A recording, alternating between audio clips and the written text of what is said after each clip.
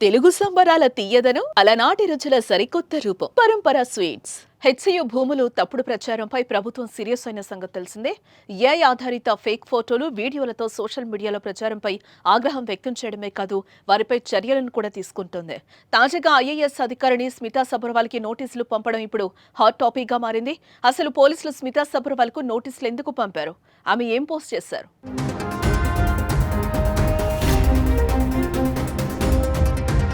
Hyderabad central university కంచగచ్చిపోలిలో 400 ఎకరాల అటవీ భూమిలో కొద్ది రోజుల కిందట ప్రభుత్వం చేపట్టిన చెట్ల నరికివేత వ్యవహారం తీవ్ర దుమారమే రేపింది.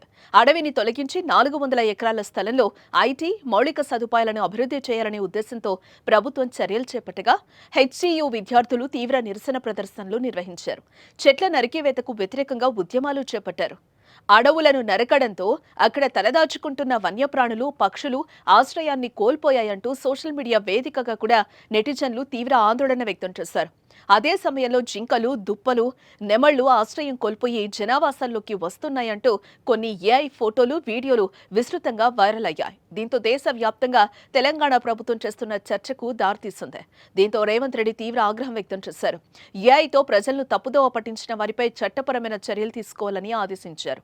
హైకోర్టులో పిటిషన్ దాఖలు కూడా చేశారు.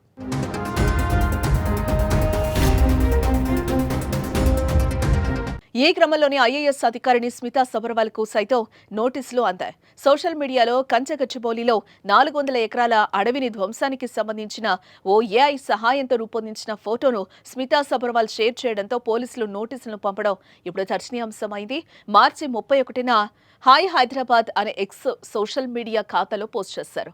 ఈ ఫోటో మష్రూమ్ రాక్ వద్ద బుల్డోజర్లు వాటిని చూస్తున్న నెమలి, జింక లాంటి జంతువులతో జిబ్లీ శైలిలో రూపొందించినట్లుగా ఉంది. హైదరాబాద్ సెంట్రల్ యూనివర్సిటీ పరిధిలో ఉన్న కంచగచ్చిబౌలి ప్రాంతాన్ని చిత్రంలో చూపించారు.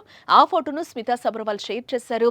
బిఎన్ఎస్ఎస్ లోని సెక్షన్ 179 ప్రకారం స్మితా సబర్వాల్ కు నోటీసులు జారీ చేసినట్లుగా తెలుస్తోంది.